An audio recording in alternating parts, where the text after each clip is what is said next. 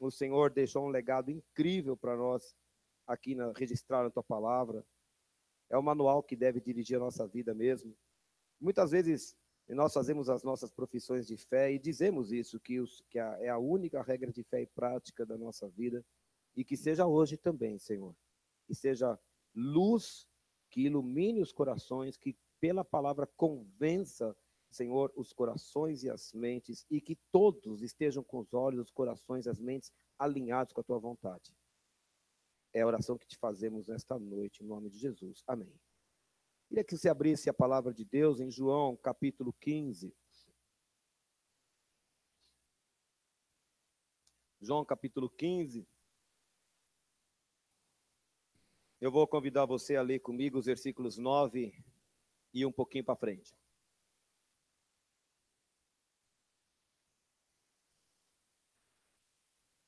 Como o Pai me amou, também eu vos amei. Permanecei no meu amor. Se guardardes os meus mandamentos, permanecereis no meu amor, assim como também eu tenho guardado os mandamentos de meu Pai, e no seu amor permaneço. Tenho-vos dito essas coisas para que o meu gozo esteja em vós, e o vosso gozo seja completo. O meu mandamento é este, que vos ameis uns aos outros, assim como eu vos amei. Ninguém tem maior amor do que este, de dar alguém a própria vida em favor dos seus amigos.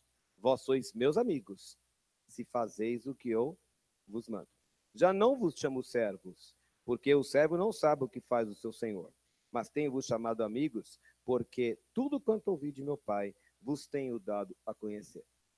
Até aqui, Jesus estava tendo a sua última conversa com os discípulos antes da ceia, e da última ceia que ele tomaria com eles, e depois ele iria ao Getsemane orar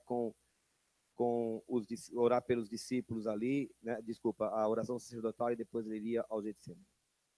Eram as últimas palavras, as últimas instruções, antecedendo a traição e a crucificação dele. E nesse trecho que nós lemos, ele estabelece um relacionamento, um paralelo entre o relacionamento que ele teve com Deus, o Pai, aqui na terra, e como ele gostaria que os seus discípulos se relacionassem com ele depois da sua partida. E ele montou esse paralelo mais ou menos como se fosse uma regra de 3 na matemática. Eu não entendo nada de matemática. Mas eu tenho uma colega lá da escola que é formada em matemática, foi colega nossa lá no ensino médio, agora eu soube que ela ganhou mestrado em letras. Então, por que uma pessoa de letras um dia não pode ter um mestrado em matemática também?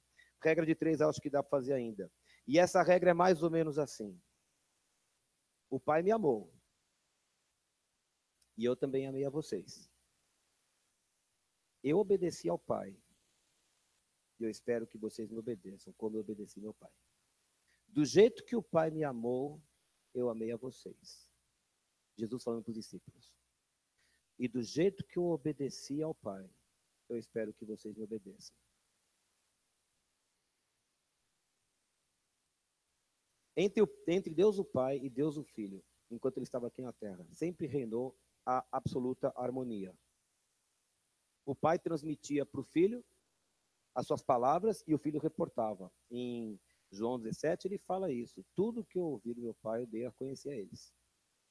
O Pai fazia os milagres no céu, Jesus via o que Deus Pai estava fazendo e Jesus repetia na terra aquilo que ele via o Pai fazendo. O Filho não pode fazer nada que ele não veja o Pai fazendo. Ele via o Pai agindo e ele atuava aqui. E você sabe, nós somos chamados para continuar o que Jesus começou a fazer. Né? Então, Jesus gostaria que nós tivéssemos com ele o mesmo padrão de harmonia que houve entre Jesus, Deus Filho aqui na terra, e Deus Pai lá no céu.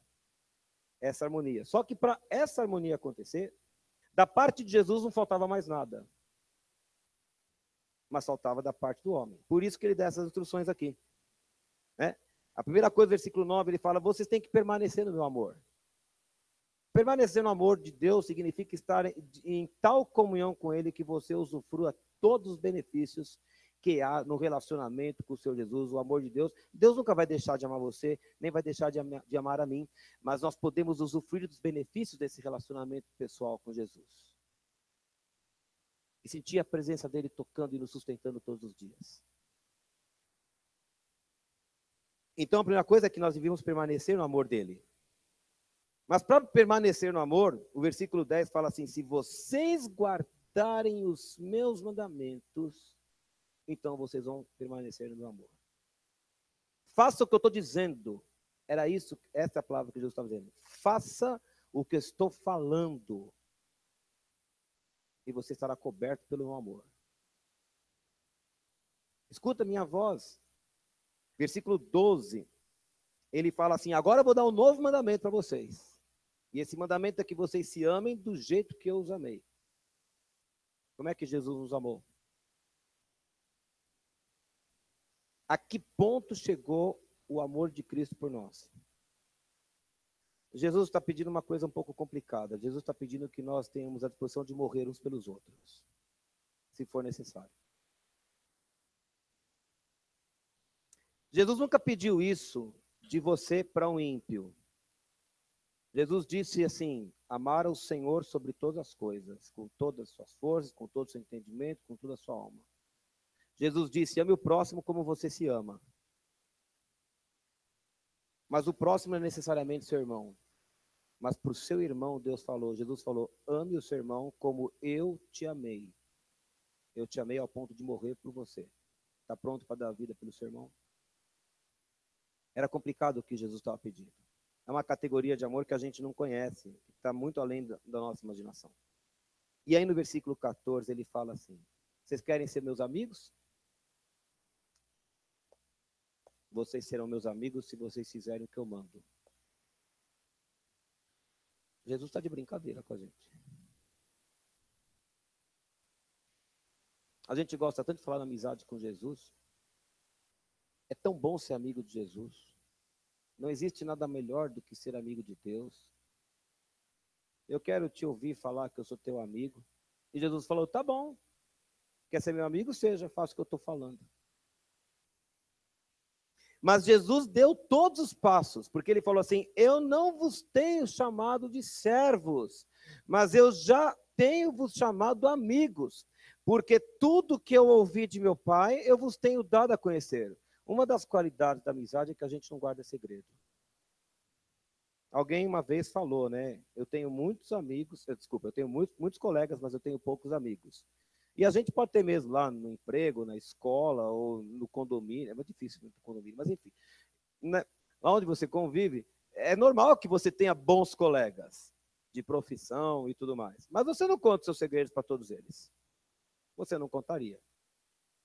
Mas existem aquelas pessoas mais próximas para quem você abre o coração, para quem você pede conselho. Existem aquelas pessoas mais próximas para quem você pergunta uma opinião de tomar uma decisão, de fazer um negócio. Existem aquelas pessoas mais próximas que você gostaria que fossem as primeiras a saberem do seu sucesso ou das suas lutas. Essas pessoas mais próximas nós chamamos de amigos. E Jesus deu um passo. Ele falou: eu vou dar o passo, estou te chamando de amigo. Eu estou contando para vocês os segredos do reino de Deus. Todos os segredos do Pai. Eu estou apresentando aqui para vocês. Agora, vocês querem me tratar como amigo também?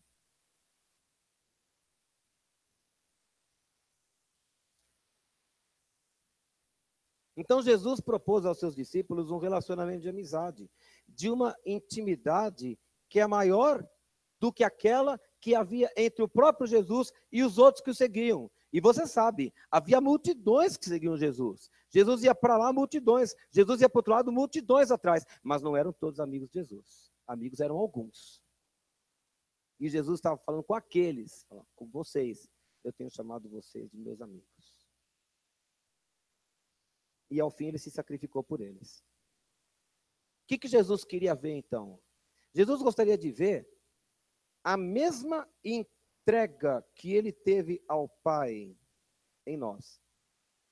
Jesus gostaria que nós fôssemos tão liberais para obedecer a ele, para ouvir a sua voz, tão desprendidos para fazer a sua vontade, como ele foi desprendido para fazer a vontade do Pai. E você sabe que lá no Getsemane ele falava: Senhor, Pai, se for possível, afasta de mim o cálice, mas faça a sua vontade primeiro e não a minha.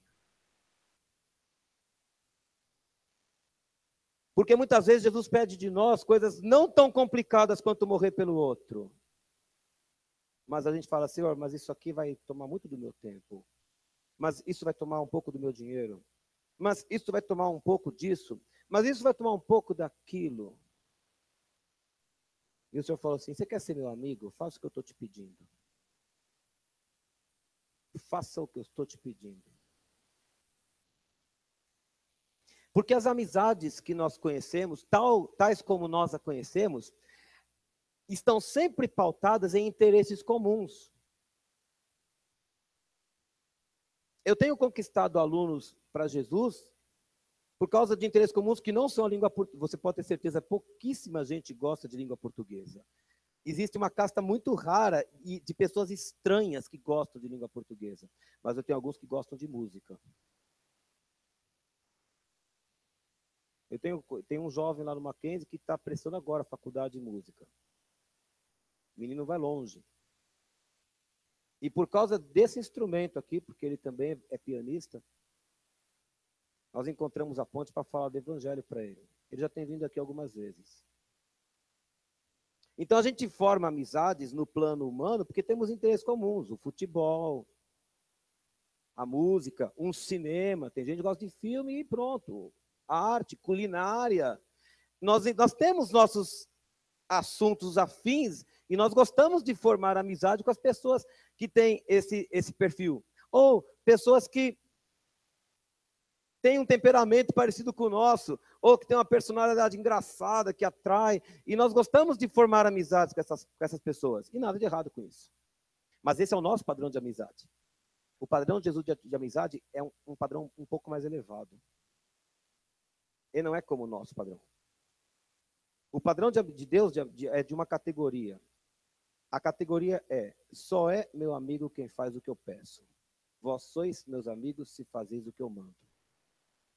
Não sou eu quem estou falando isso. Está na Bíblia. Você leu também? A sua Bíblia é igual à minha? Tem o versículo aí? Está falando coisa diferente? Por que é que Abraão foi chamado amigo de Deus?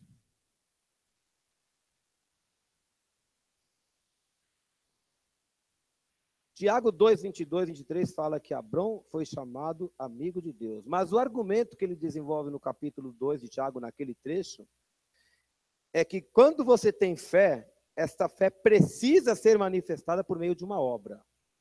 A fé sempre se transforma em ação. Uma pessoa que diz que acredita em alguma coisa, mas nunca põe aquela fé em prática, era a mesma coisa que não acreditar em nada. Eu ouvi do reverendo Augusto Nicodemos uma comparação incrível sobre isso. Ele estava pregando sobre isso lá no Mackenzie, eu estava ouvindo a pregação, e ele falou que na vida de pastor, uma das coisas mais comuns, eu espero não conhecer muito disso, mas enfim, é fazer funeral. E ele fala que todo que ele vai ao funeral e está lá, né, o caixão, o morto ali dentro, lindíssimo, pintado, batom, roupa nova e tal, lindo, flores. E ali o cônjuge, os filhos, e choram em lágrimas, fica alisando o cabelo, tal. Não adianta falar com aquele morto que não vai levantar, não vai nem piscar para você. E ele fala que a nossa fé é desse jeito, quando ela é sem obras. Ela é uma fé morta. Ela está lá, bonita. Você é capaz de abrir a Bíblia de Gênesis e Apocalipse e defender sua fé inteira. Mas ela não vira nada.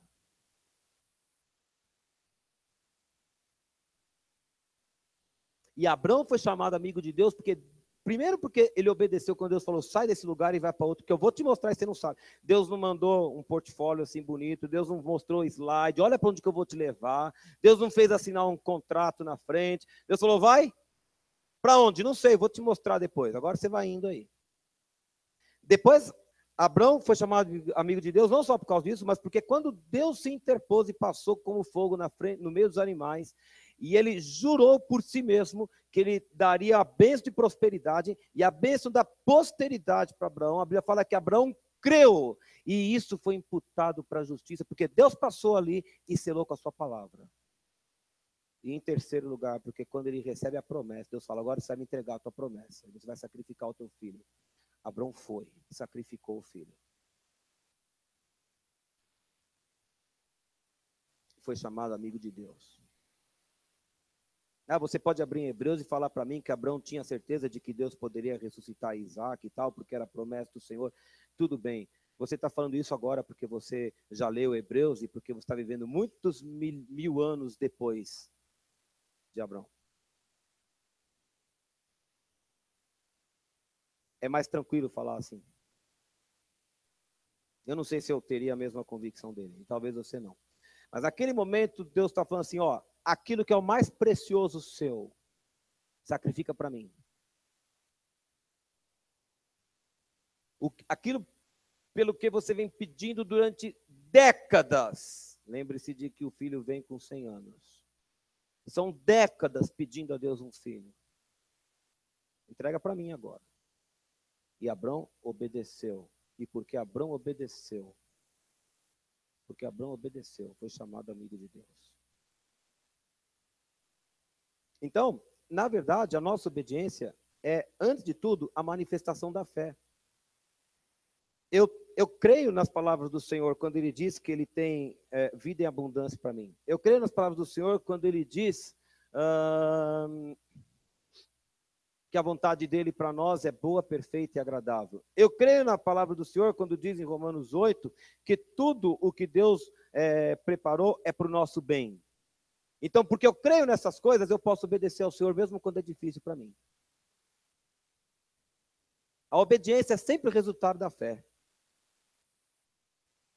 A obediência vem porque eu creio na fidelidade daquele que fez as promessas.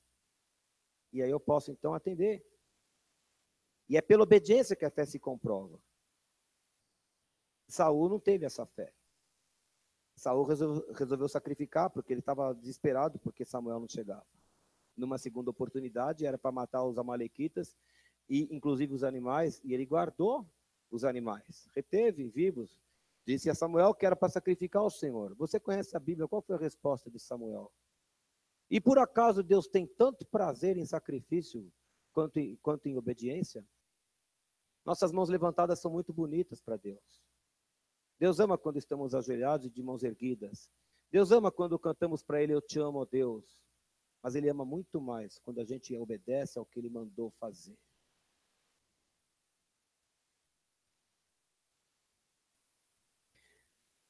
Porque Ele diz que a amizade dEle está oferecida por meio dessa obediência. A obediência a Deus não é penosa. A obediência a Deus é um privilégio. Eu não sei se você entende o que eu estou falando.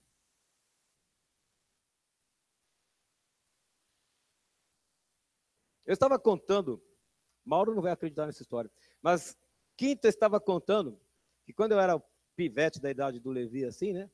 E estava jogando lá na quadra, não sei aonde, lá no Sampaio Moreira.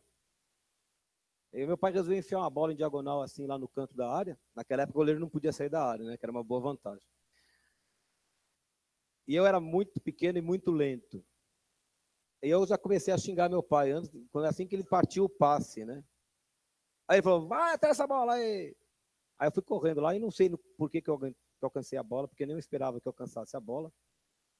E o goleiro não podia sair da área e deu certo, a bola entrou. Aí ele, em vez de ele comemorar o gol, ele falou, tá vendo? Por que você não faz o que eu tô falando? Vocês conhecem. Era a forma de comemorar, assim. Mas o fato, e essa parte eu não contei, eu tinha esquecido, lembrei depois. O fato é que, um ano depois, a gente estava jogando na quadra lá em Atibaia. A jogada foi igual. E quando saiu o passe, eu não pensei duas vezes. Eu já fui na frente, fiz até um gol mais bonito. Porque eu já sabia que era capaz de fazer aquilo. Primeira vez que Deus pede para a gente obedecer, a gente geme muito. Mas depois que a gente aprende a obediência, e que a gente sabe que Deus não pede algo além do limite, fica bom, sabe? Você faz mais gol na vida. Fica bom mesmo. Né? Então Jesus havia chamado os discípulos, né? E chamou os discípulos de amigos e passou a tratá-los como amigos, mas agora estava esperando o retorno. E então ele gostaria que, assim como ele obedeceu ao Pai, e por isso o Pai o honrou, nós possamos obedecer a Ele, atender a sua voz e fazer o que Ele diz nesse livro. Hoje eu não estou falando sobre a sua participação na igreja, porque talvez você esteja pensando que eu esteja caminhando pessoal. Eu não estou falando disso. Eu estou falando de um tempo em que nós vivemos, de relativização, em que já nem os crentes sabem mais o que deve fazer, como é que deve se comportar nos relacionamentos, como é que deve curtir a sua sexta-feira à noite. Você sabe do que eu estou falando. Os crentes nem sabem mais do que a Bíblia diz. E às vezes não se importam, porque eles sabem que eles podem chegar no domingo e levantar as mãos a Deus e está tudo certo. Só que não está tudo certo. Jesus falou, se você quiser ser meu amigo, faz o que eu estou dizendo. Faça o que eu estou falando. Eu queria que você fosse comigo a Lucas, capítulo 8. Eu fiquei escandalizadíssimo. Postei lá no grupo da igreja a pregação do Francis Chan, vocês podem ver. Agora, a essa altura do campeonato, eu estou fazendo plágio lascado assim mesmo, tá? Mas eu quero compartilhar com vocês algumas coisas que ele diz ali, e depois você pode ficar assistindo a pregação, se você tiver 51 minutos e alguma coisa para ficar vendo ali, se você tiver uma insônia, alguma coisa desse jeito, tá bom? Antes de você orar o Salmo 4, versículo 8, em paz me deito e logo pego no sono, veja e depois durma.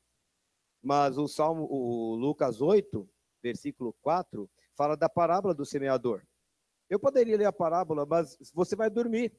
E você sabe a parábola, então me ajude a contar. O semeador estava andando para lá e começou a jogar sementes. A primeira parte cai onde? Vamos lá, rapidinho. Cai na beira do caminho, o que acontece? As aves comem. A segunda parte cai na terra. Mas era uma terra seca.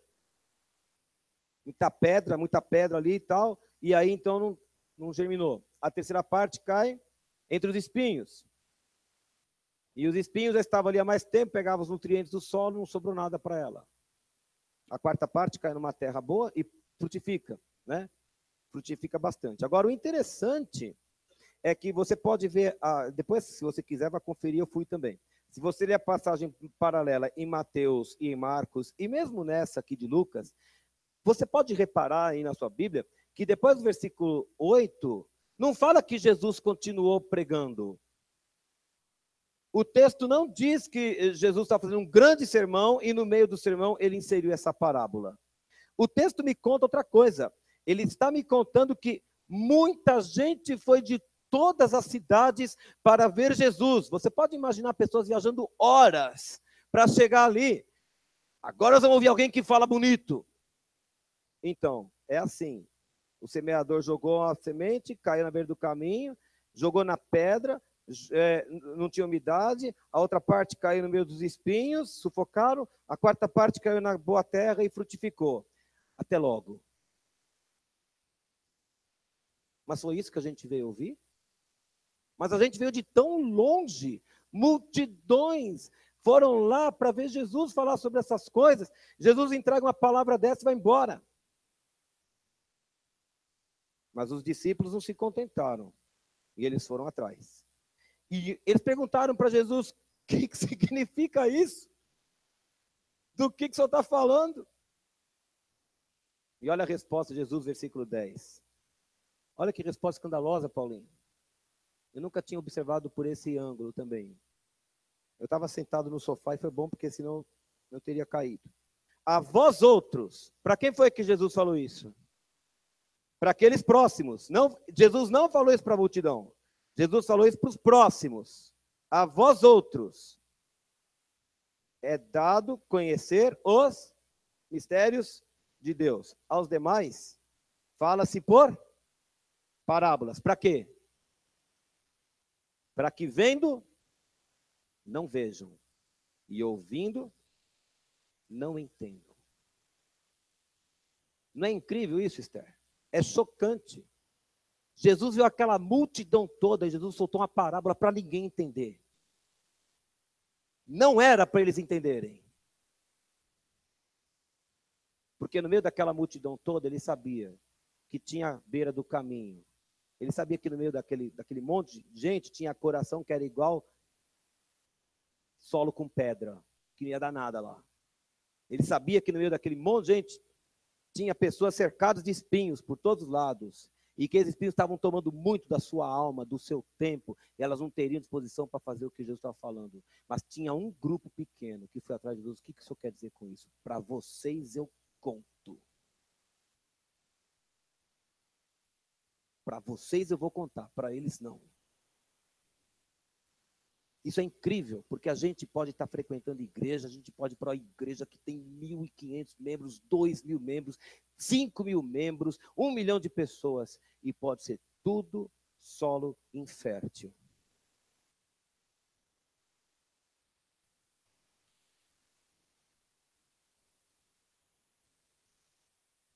E Jesus não estava preocupado com a multidão. Quem se preocupa com a multidão somos nós. Nós que queremos aumentar e crescer e tudo. Jesus não está muito preocupado com a multidão. Jesus está preocupado com um pouco de terra que desse bastante fruto. Um pouquinho de terra que dê muito fruto vale muito mais do que multidões que fiquem apenas de mão levantada, mas com a vida torta. Vocês querem ser meus amigos? Façam o que eu estou falando. Foi essa parcela de gente que chegou ali. Você conhece, porque Jesus explica, né? Aquele pessoal, a semente que caiu sobre a pedra, são aquelas pessoas que recebem a palavra com alegria. Tem gente que não recebe. No meio da igreja mesmo, às vezes tem gente que vem visitar, que não conhece, que tem curiosidade de ouvir uma palavra numa igreja e falar, muito legal, falou bonito, a música tal, legal, mas vou embora, não é para mim. Eu tenho alguns alunos que vêm aqui que são ateus. Ateus mesmo. Por que você vem? Porque tem um negócio legal aí na sua igreja, eu gosto de ir lá. Mas Deus não existe. Eu falei, então, mas esse negócio legal que você está sentindo é diferente, né? Mas Deus não existe. Então tá bom. Beira do caminho. Mas nunca vai poder chegar diante de Jesus e falar, eu nunca me falar do Senhor. Quando descobrir que é verdade. A pena é quando descobrir vai ser tarde demais. Espero que não, que o Senhor ainda pode mover o coração da pessoa. Mas se não mover, esse é o destino da pessoa. Não posso fazer nada.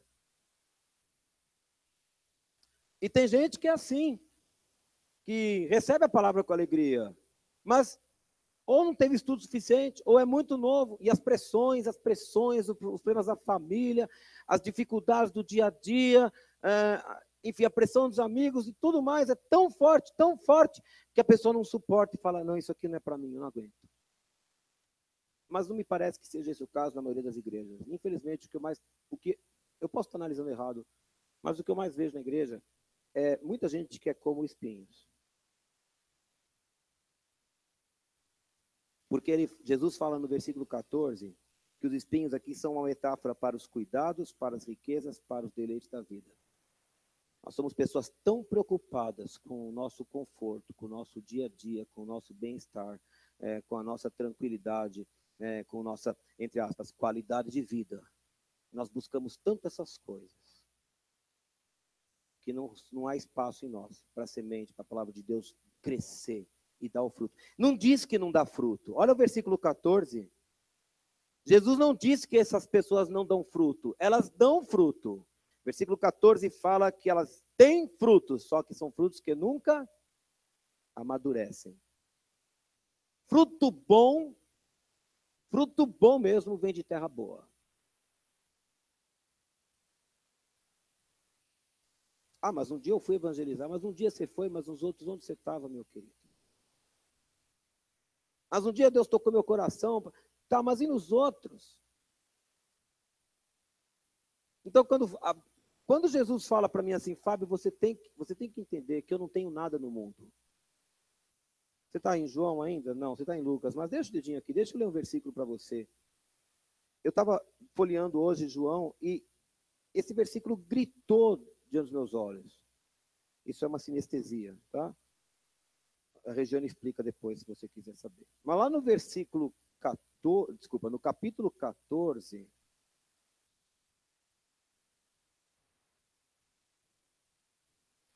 e 30, olha o que Jesus falou. Eu não falarei muito convosco, porque vem aí o príncipe do mundo. Quem que é o príncipe do mundo? É o diabo. O príncipe do mundo é o diabo. e ele nada tem em mim. Quanto do diabo há em Jesus? Zero. Agora, o diabo é o príncipe do cosmos, do mundo. Jesus permitiu que por um tempo ele detenha o controle das ideologias, dos pensamentos, dos comportamentos humanos. Durante um tempo, o Senhor tem permitido que ele seja o príncipe, que ele tenha esse poder, mas ele nada tem em mim. Aí, quando o Senhor fala que nós devemos ser santos como ele é santo, eu falo, bom, mas não precisa ser tão radical assim. Me mostra a passagem que Jesus falou que não tem que ser. Me mostre um versículo, eu não falo nunca mais isso aqui nesse púlpito. Me mostre, por favor, porque eu já li a Bíblia 25 vezes e não encontrei esse versículo. Mas Jesus falou assim, se vocês quiserem ser meus amigos, façam o que eu estou dizendo. Façam o que eu estou dizendo. Mas Jesus é tão legal. Mas Jesus não perguntou se é legal. Jesus falou, faça o que eu estou falando. Tem uma pessoa que eu conheço que fala assim, para não expor a pessoa, isso não faz o menor sentido. Não precisa fazer sentido. Faça o que Jesus está falando.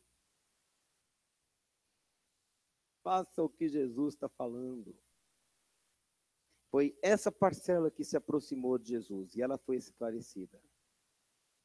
E olha, os segredos do reino pertencem aos amigos do Senhor.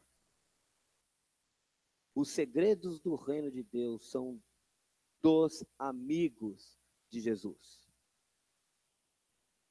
Há um conhecimento de Deus que é muito maior do que esse que a gente imagina. E esse conhecimento, eu falava isso aqui na quinta-feira, só pode ser alcançado pela submissão irrestrita e integral a Deus.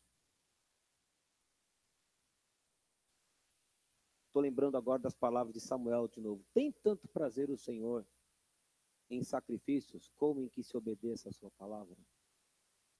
Deus ama a adoração. Nós cantamos aqui, essa é uma igreja que gosta de adorar. Nós gostamos de adorar, nós sabemos o valor da adoração. Jesus estava aqui desde a primeira nota.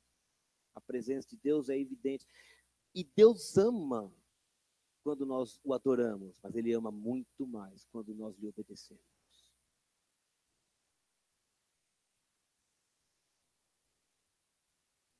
Essa parábola do semeador já virou texto até de sermão da literatura, né? A gente estuda lá no colégio o padre Antônio Vieira, né, do Barroco, e ele pregou um sermão muito famoso, chamado Sermão da Sexagésima, em que ele pega essa parábola e ele expõe para dizer que a culpa não era do solo, a culpa pelo insucesso da pregação era dos pregadores, porque ele achava que os pregadores seguiam um estilo ou outro, e era um debate mais ou menos de estilo barroco de entregar a palavra. Mas não foi nada disso que Jesus falou. Jesus não falou que a culpa é do pregador, não. A culpa é do solo. O pregador jogou para todo mundo a semente igual. Cabe a cada solo entender como é que vai receber essa palavra. Agora, você pensa na igreja de Atos. A gente podia ficar folheando o livro de Atos rapidamente assim, mas você, vamos lá, no capítulo 2 de Atos, você tem o derramamento do Espírito Santo, né? E logo começam as pregações de Pedro e milhares de pessoas se convertendo. Depois você vê Pedro e João curando aquele paralítico na porta do templo. Depois você vê Ananias e Safira tentando enganar o Espírito Santo e colhendo a consequência da sua mentira. Deus mesmo que exerceu a sentença, não mandou ninguém exercer, ele mesmo veio com a intervenção. Depois você vê Estevão, Filipe, milagres, né? Filipe o etíope, não é esse? Vai lá para a estrada. Estevão vendo o Senhor assentado à direita e os anjos adorando a ele. Nós vemos Paulo caindo do cavalo com o Senhor o chamando. Coisas incríveis acontecendo, demônios saindo, pessoas sendo libertas, tudo acontecendo. Foi essa igreja que Jesus falou assim, as portas do inferno não vão prevalecer. Quantas vezes os homens tentaram conter o mover de Deus em Atos e não conseguiram, porque você tinha ali uma igreja que era fiel e obediente ao Senhor. Uma categoria de amor que nós não encontramos hoje, ao ponto de eles repartirem as coisas entre si como se fossem: a minha camiseta é sua, o seu relógio é meu. Conforme a necessidade. Conforme a necessidade. Nós nunca atingimos isso, e nem sei se um dia atingiremos de novo esse nível de amor que Jesus tinha dito. Quem foi capaz de conter o crescimento da igreja naquele século? As pessoas falavam: aqueles que estão perturbando o mundo chegaram aqui também. O que a gente vai fazer com eles? Estava lastrando como se fosse uma epidemia. Como? Como? Mas essas pessoas eram obedientes ao Senhor. Eles tinham tanto amor, talvez porque tivessem convivido com Jesus e tivessem visto face a face o Senhor dos senhores. Talvez por isso. Mas eles tinham algo dentro deles tão forte. Eles falavam: vale a pena qualquer coisa. Vale a pena qualquer coisa. Eu tenho chamado vocês de amigos. Tudo o que eu recebi do meu pai eu dei a conhecer. Agora, do jeito que obedeci ao meu pai, se vocês querem ser meus amigos mesmo, obedeçam a mim.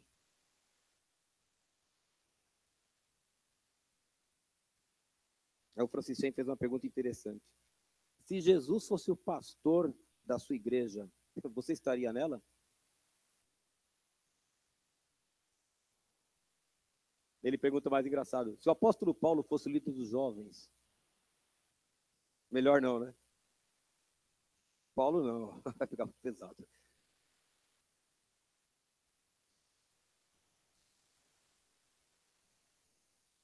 E sabe, porque a gente sabe disso, né? A gente fica muito preocupado com quais estratégias vão manter as pessoas dentro da igreja.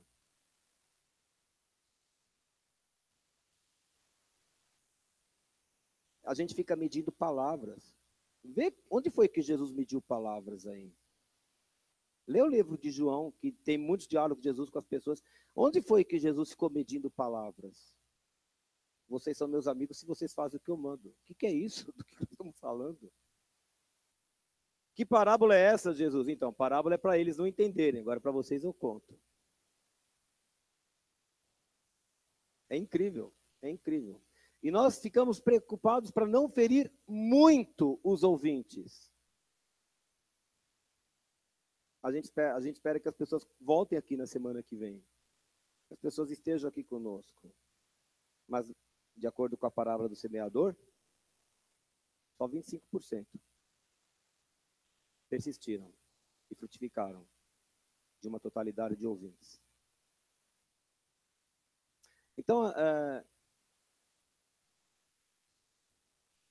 não trazendo para a realidade nossa, não quero que ninguém se sinta de qualquer forma tocado, porque o que Deus falou comigo, para mim Fábio, seja meu amigo, faça o que eu estou te falando.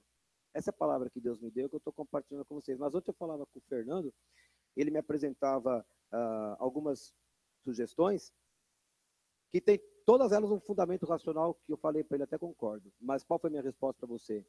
Eu preciso ouvir o que Deus está falando. Qual a minha preocupação, Elcio? Eu quero saber o que Deus quer que a gente faça. Quando a gente reúne os pastores aqui, a minha preocupação é: eu quero ouvir, nem que Jesus tenha que me acordar de madrugada e puxar o dedão do pé e falar: vem cá que eu vou conversar com você. Eu acharia muito bom.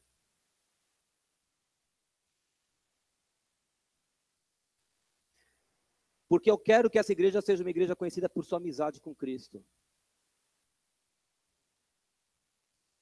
Se todos nós estivermos pensando em nossa amizade com Jesus, não será penoso. Nada será penoso. Pensa alguma coisa que é penosa para você quando você pensa no trabalho da igreja. Não precisa falar. Pensa uma coisa, não, isso é difícil para mim. Então, pensou, deixa eu te contar um segredo. No momento em que eu falar: Senhor, eu não sei porque você jogou a bola lá naquela ponta, mas eu vou correr lá. O senhor gritou para eu ir lá e correr? E quando eu alcançar a bola lá e fizer o gol, ele vai falar, tá vendo? Para de discutir comigo e vai logo buscar a bola. Só que Jesus vai falar diferente um pouco. Mas ele vai falar assim, põe em prática o que eu estou te falando. Põe em prática o que eu estou te falando e você vai ver se não vai dar certo. Sabe por quê?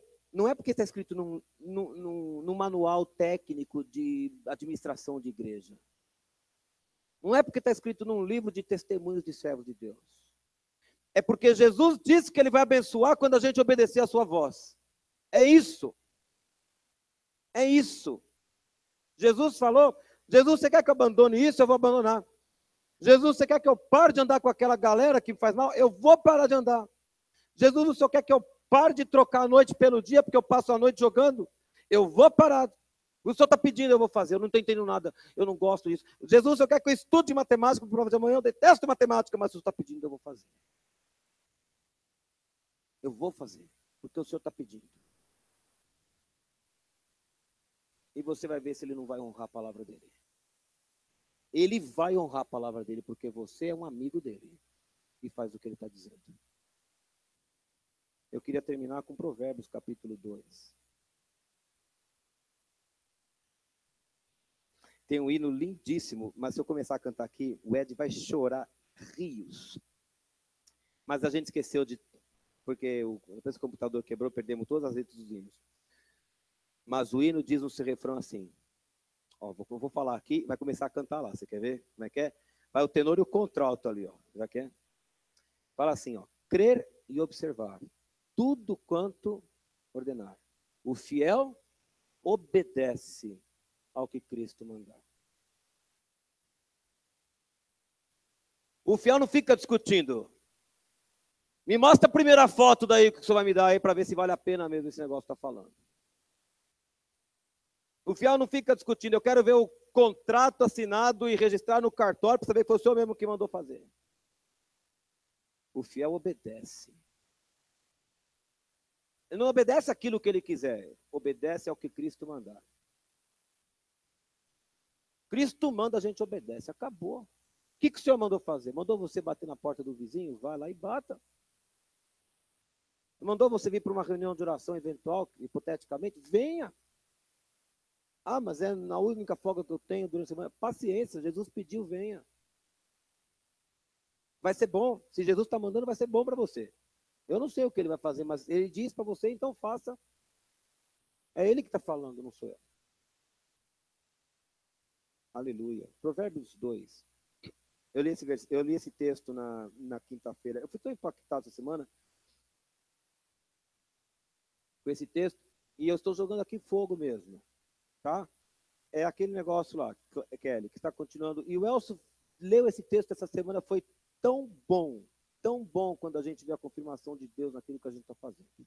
É isso mesmo. Filho meu, olha só, se aceitares as minhas palavras e esconderes contigo os meus mandamentos, para fazeres atento à sabedoria o teu ouvido e para inclinares o coração ao entendimento.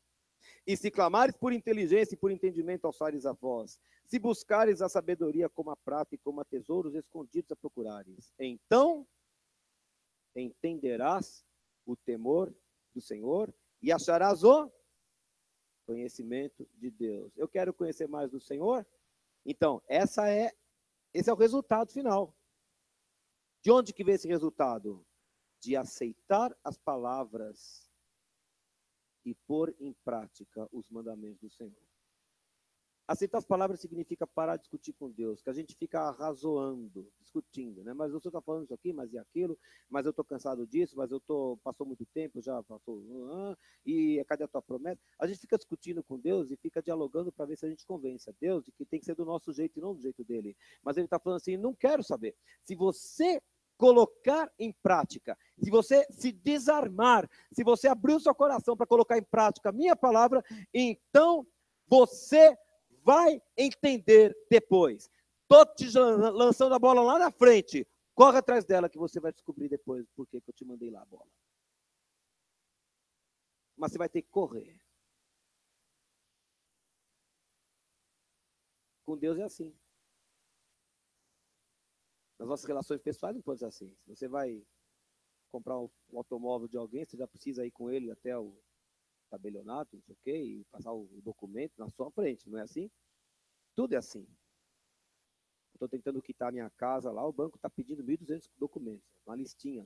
Tudo é assim. É com Deus, ele fala, não basta a minha palavra, não? Basta. Basta, senhor. O senhor está mandando, eu não vou discutir, eu vou fazer. O senhor está mandando, eu não vou mais discutir. Quando nós começamos a conhecer profundamente uma pessoa, estamos começando a caminhar no plano da amizade.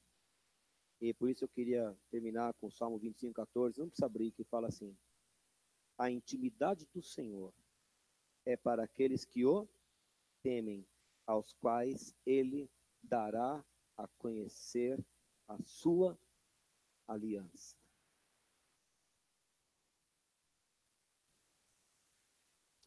Que esta seja uma igreja que aprenda a temer o Senhor.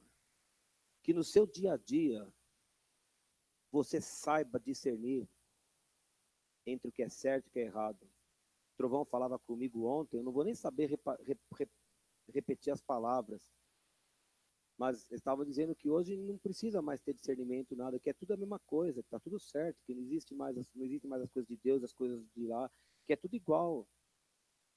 E tem crente falando e colocando isso na mídia. Mas Jesus está falando, vocês querem ser meus amigos? Faça o que eu estou falando. O que Jesus está falando não é o que esse profeta aqui fala. Não é o que qualquer profeta fala. O que Jesus está falando e a que Jesus se referia era isso aqui, ó. Esse livro. Esse livro. O que Jesus disse aqui? O que Jesus disse nesse livro? Eu não entendo, eu não concordo, eu não gosto, mas eu vou pôr em prática porque eu quero ser teu amigo. Vai me custar. Vai. Mas você vai ganhar a amizade do Senhor. Vós sois meus amigos se fazeis o que eu vos mando. Vamos orar? Senhor, tua palavra foi aberta aqui. Como é difícil trazer uma palavra assim, Senhor, mas eu reconheço como ela foi importante para mim nessa semana. Quando o Senhor começou a falar comigo no meu quarto e foi me acompanhando, dizendo: Fábio, você será meu amigo se você fizer o que eu estou te mandando. Como me fez bem, Senhor, para me dirigir em pequenas decisões do dia a dia, para me dirigir na forma como falar com os meus colegas lá no Mackenzie, para me dirigir na forma como me comportar na minha casa, para me dirigir na forma como conduzir um automóvel na rua. Senhor, como foi bom ouvir a tua palavra. E o Senhor dizendo: você será meu amigo se você fizer o que eu te mando.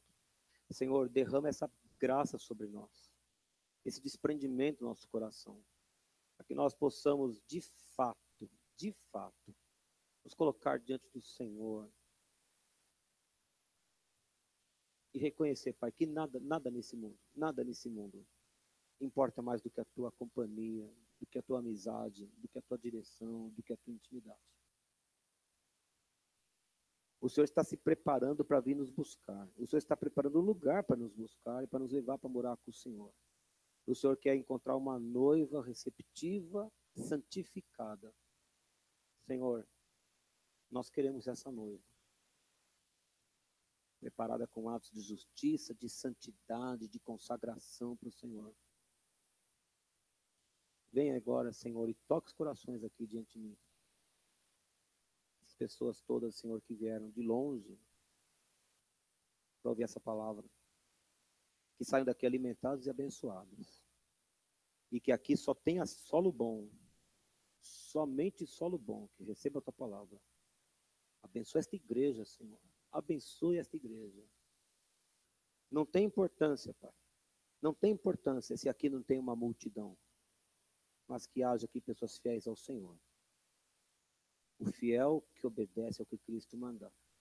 Que seja assim nossa vida, em nome de Jesus. Amém. Amém?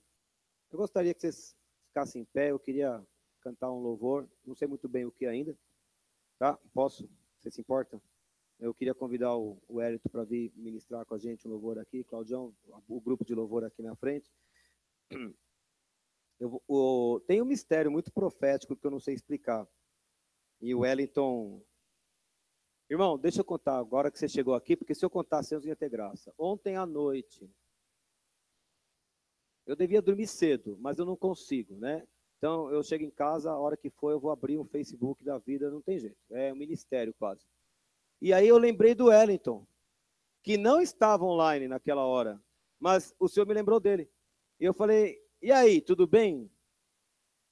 Acho que eu perguntei mais uma coisa, né? Quando é que você estará aí em São Paulo? E fui dormir.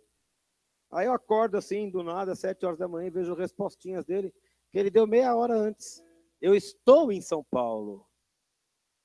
Eu não sabia.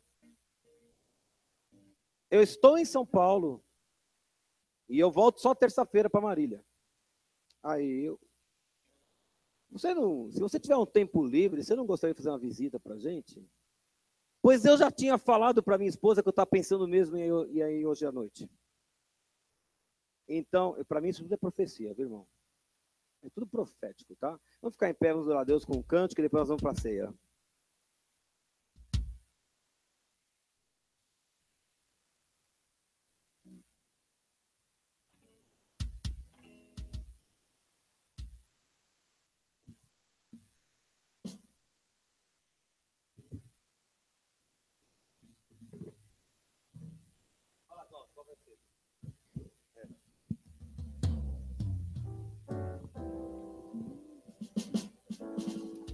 Este é meu desejo.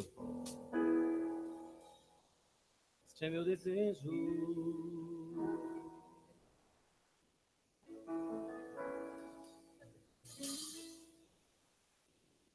Três. Ei.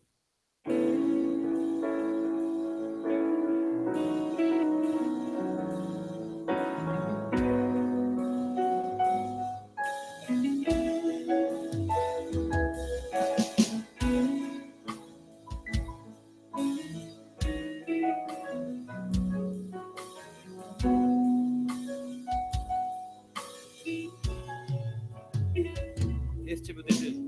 Este é o meu desejo. Honrar a ti com todo o coração. Adorar a ti.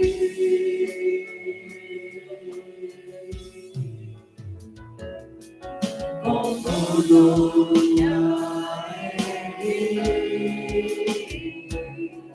te louvarei,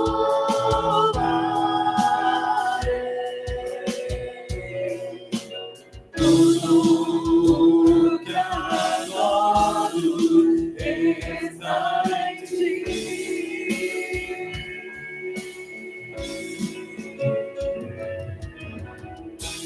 Senhor, calma de dor e o meu coração.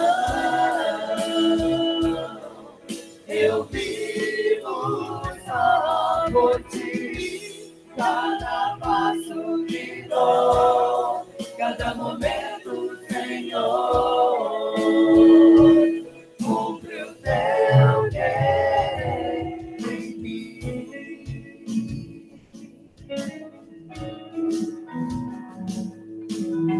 Ei.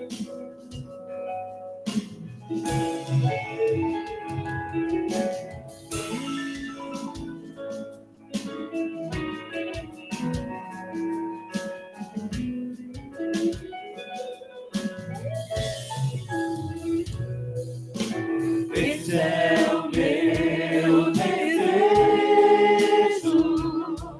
honrar a ti, com todo o coração, adorar a ti.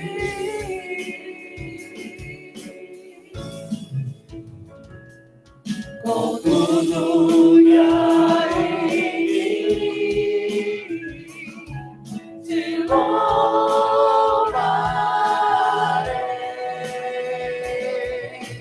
tudo que adoro está em ti.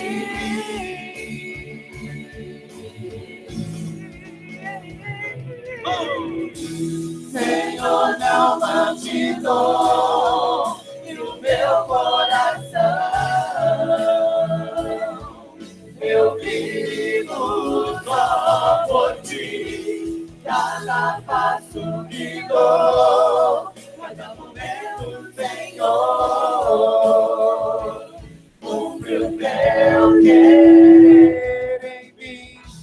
Senhor, não te dou e o meu coração eu vivo só por ti. Cada passo que dou, cada momento, Senhor, cumpre o teu querer em mim.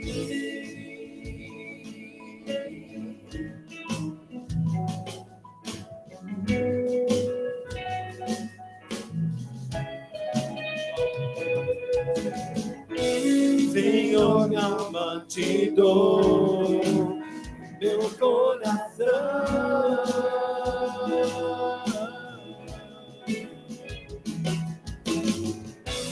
Senhor, não te dou meu coração.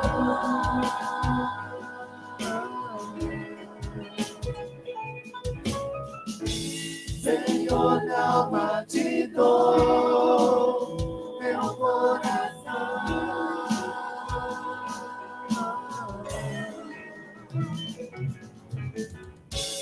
Senhor, não te dou meu coração.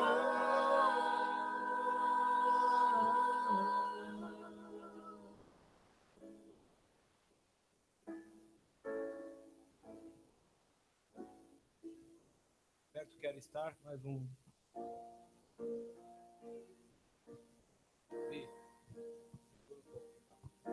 Imagina a renovação. Perto quero estar.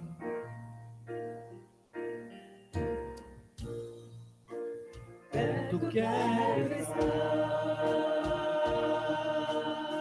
Nunca me afastar. Nunca me afastar. E o meu maior anseio é ouvir sua vida. Meu desejo és tu. Tudo é pra mim, pois ocupaste o meu lugar. O amor vieste me abraçar. Perto então de ti, sempre quero estar.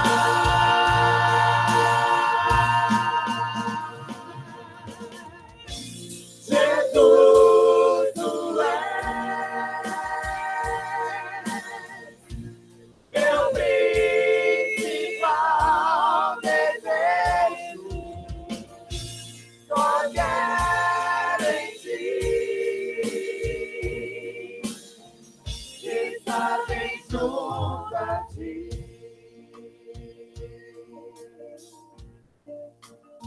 Irmãs, Perto quero estar, nunca me afastar. O meu maior anseio é ouvir que sou amigo teu. Aplausos. O meu desejo é tu. Tudo é pra mim, pois ocupaste o meu lugar. O amor vieste me abraçar. Perto então de ti, sempre quero estar.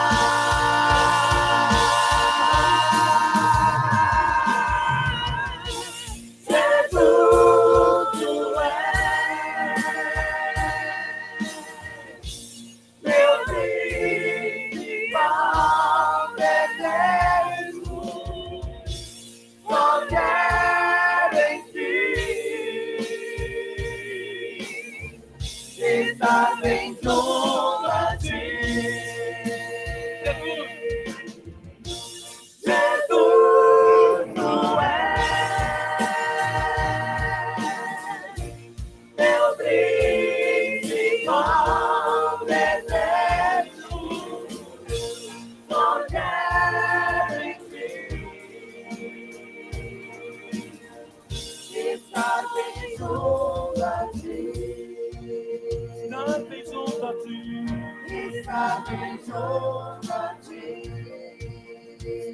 bem junto a ti, está bem junto a ti.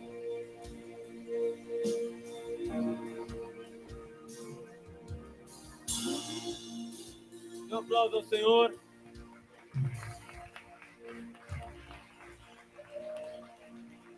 Aleluia. Glória a Deus, glória a Deus. Pode sentar, vamos à ceia.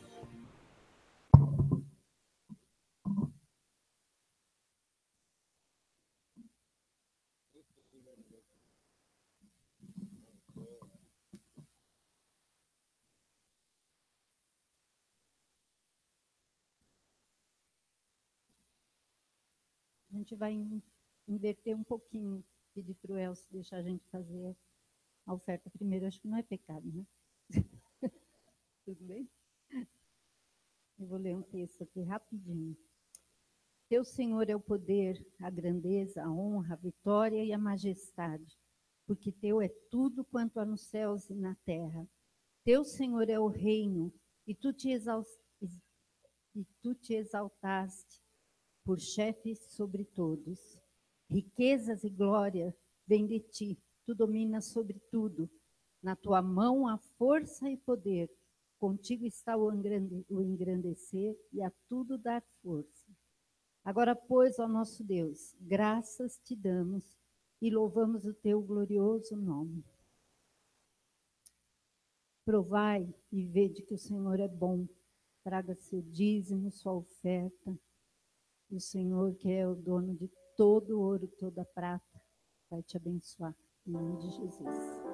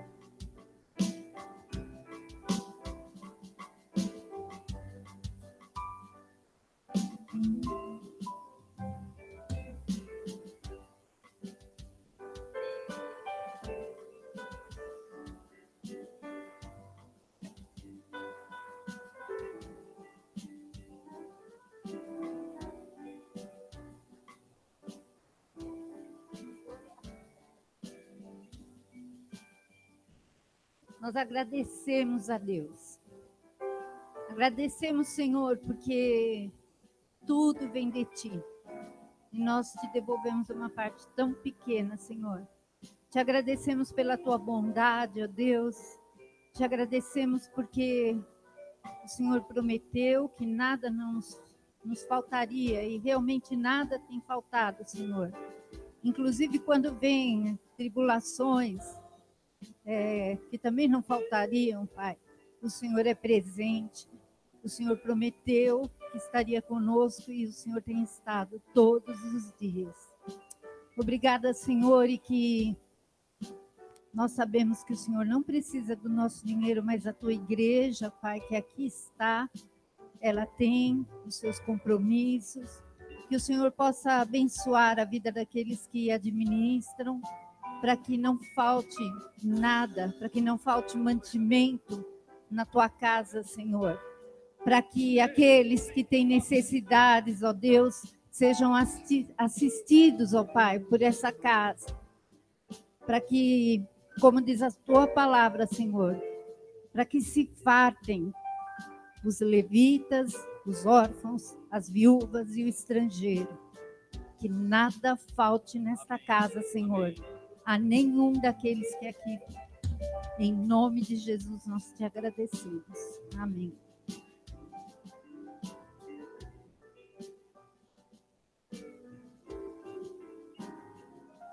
Aleluia, Jesus. Queria dizer ao Fábio que quando eu cheguei aqui, Deus também me falou sobre intimidade. Ele queria dar intimidade. Ele encerrou com intimidade. Logo, glória ao Senhor, porque eu não sei o que tem acontecido, mas eu tenho entrado aqui em cima. É difícil conter. Santo é o Senhor dos exércitos. Santo. Alaçou. Se Jesus não ressuscitasse, seria vã a nossa fé. Amém? Mas eu não quero falar sobre a ressurreição. Abra em Mateus 27.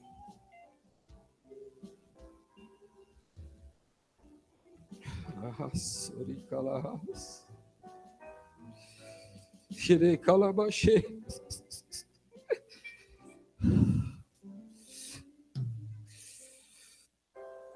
Mateus 27, na morte do Senhor.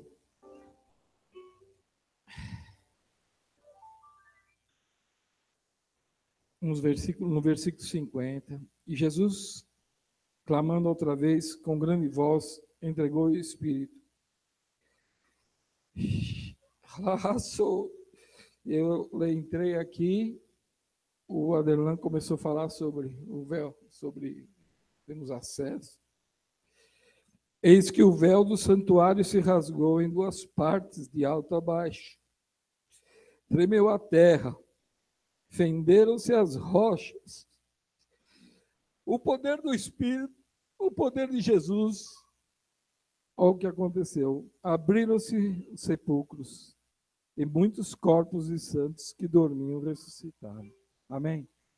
Agora vamos abrir em Hebreus.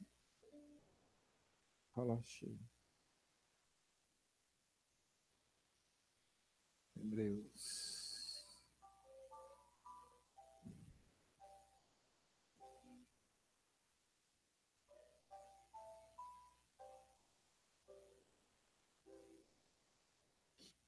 Capítulo 10.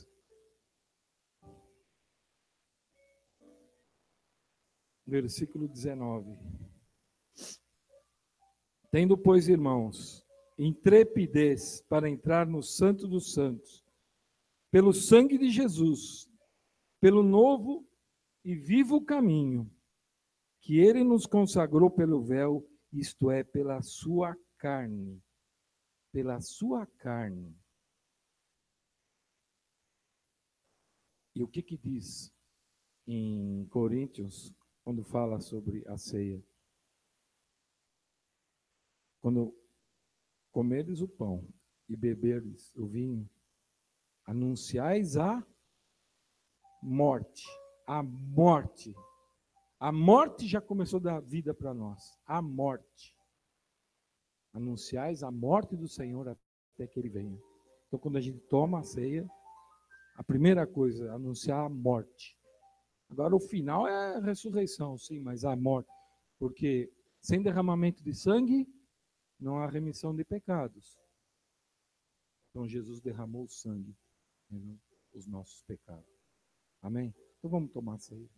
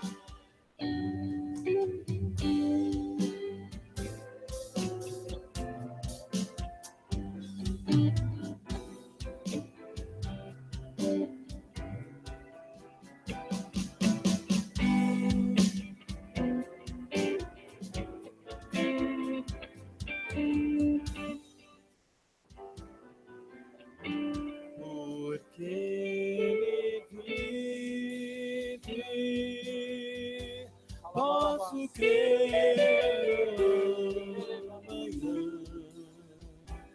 Porque me vive, temor não há. Mas eu bem sei que a minha vida está nas mãos do meu Jesus, que vive está. Queria que todos ficassem de pé. Do meu Jesus, que vive Pelo novo e vivo caminho que nos consagrou pelo véu, isto é, pela sua carne. Pelo novo e vivo caminho. O Senhor abriu um caminho para nós. O Senhor quer nos dar muito mais. O Senhor quer te dar intimidade. O Senhor quer falar contigo. Amém. Xerebalabás. Halahás. É Josué, eu vi um roda-moinho, Josué. Xerebalabás. Xerecanamachia. Surialabás. Hasecanamachia. Isso aqui vai ecoando, viu? E é agora esse roda-moinho. Xerecalabahás. O Senhor quer fazer algo aqui. É hoje. Marina também envolvida nisso. Marina, o Senhor. Xerecalabahás. O Senhor quer mover já. Já, porque Ele também conhece o teu coração. Xerecalabahás, Rei sei calamache, Releibalabahás, Releibalabahás. Você quer ou não quer intimidade com o Senhor? Você quer ou não quer a intimidade com o Senhor?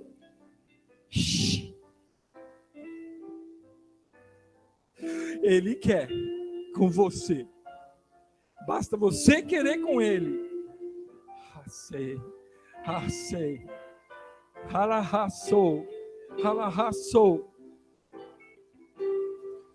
A palavra não foi dada à toa. A palavra não foi dada à toa.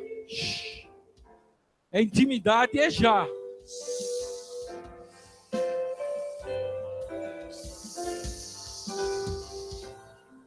Os pastores também, alahás. É que eu vi a Marina e o Josué.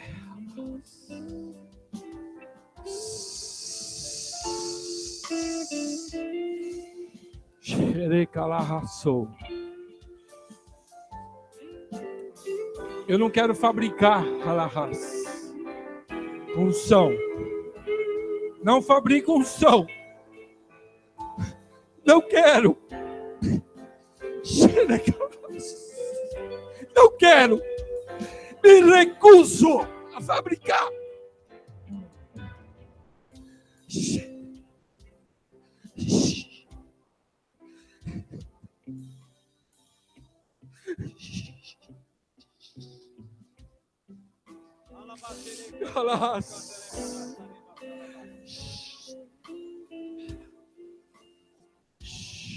E o pastor aqui falou da Igreja do Brás, da Presbiteriana. E eu retomo isso também. E eu cancelo o que ele disse. Nós estudamos muito a palavra. Eu lembro que nós começamos a estudar a Bíblia inteira na igreja. Começamos de Jó, que é o primeiro livro. Aí foi o Pentateuco. E aí veio a unção, meu. Não chegamos a terminar a Bíblia. Não deu. Não deu para terminar a Bíblia. E é isso. Você tem buscado a palavra de Deus? Tem buscado? Se prepara para receber a unção e a intimidade. É declarada a intimidade do Senhor. Foi declarado aqui, foi pregado isso. Ele quer de você isso. Amém? Glória a Deus. Vou cantar uma vez na igreja. Ao que está sentado. Vamos lá. Ao que está sentado do trono,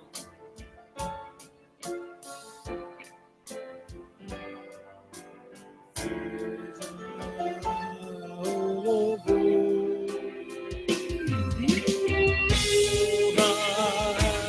e a glória e o domínio pelos séculos dos séculos. Amém.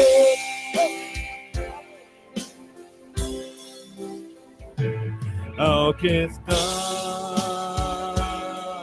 sentado do trono, ao Cordeiro, seja o louvor e a honra, a glória pelos séculos dos séculos. Amém.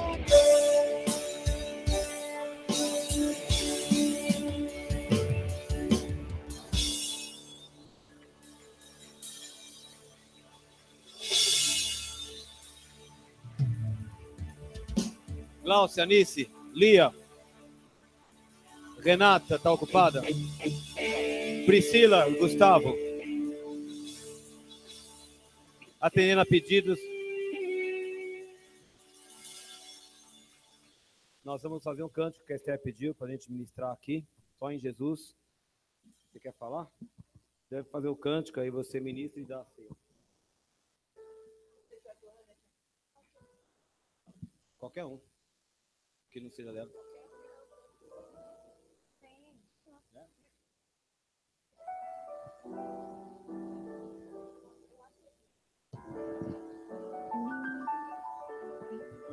Fala um alô aí. Vamos adorar o Senhor Jesus com esse cântico.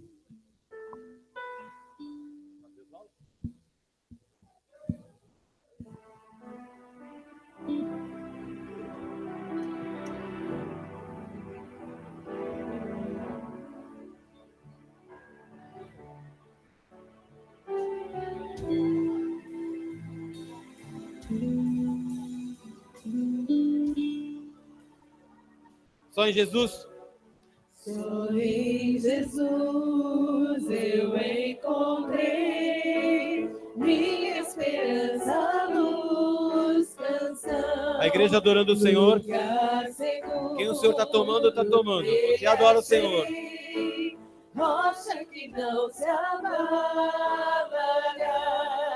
que grande amor em Cristo há, sem medo posso caminhar. Oh meu Jesus, Consolador,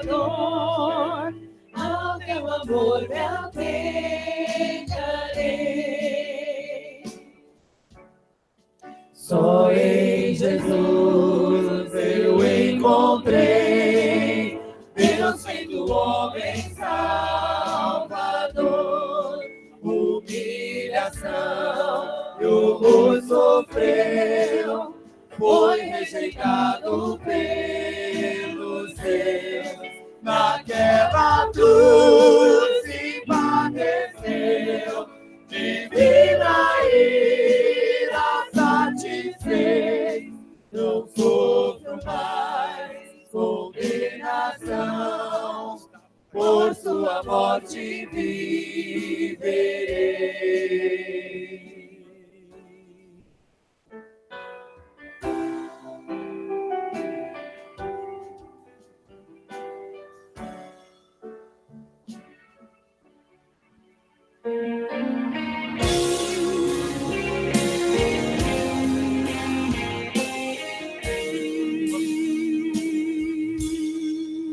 Seu corpo inerte ali ficou, luz que ante trevas se apagou, glorioso dia então nasceu, vivo ele está, ressuscitou.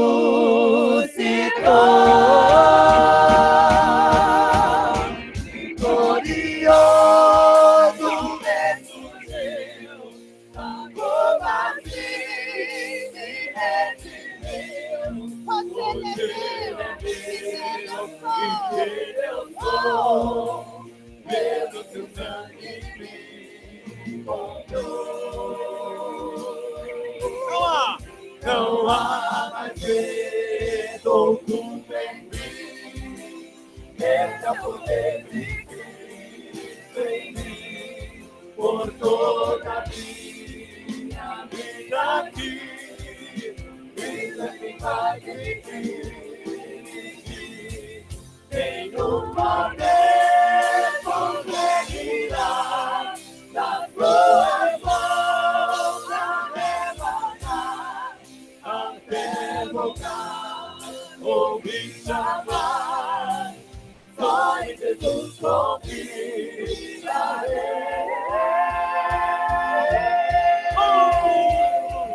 A minha fé, o meu amor, a minha paz, só em Jesus. Se o medo vem, a escuridão, a minha luz, só em Jesus. Meu coração, todo meu ser, essa canção a ti, Jesus, o Rei dos Reis, o meu Senhor, a salvação, só em Jesus, só em Jesus, só em Jesus.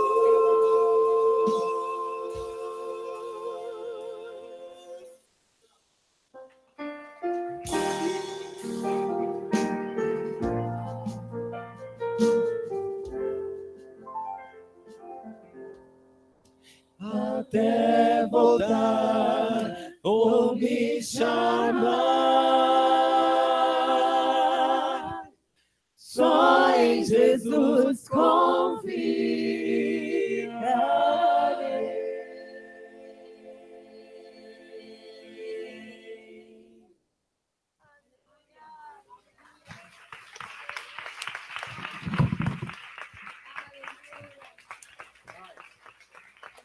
Vê isso aqui. Pode ver.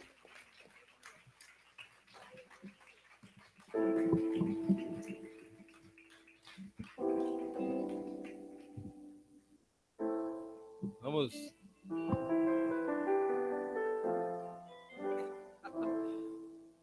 Vamos acabar o culto aí. Refrão, vai lá. Refrão. Santo Espírito, vai lá. Santo Espírito, Santo Espírito, Santo Espírito de Deus,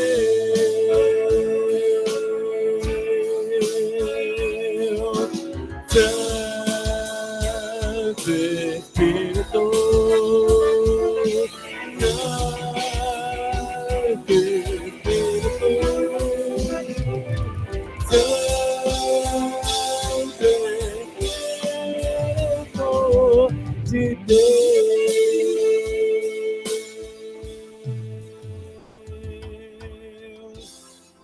Aleluia. Oh, aleluia. Oh, aleluia.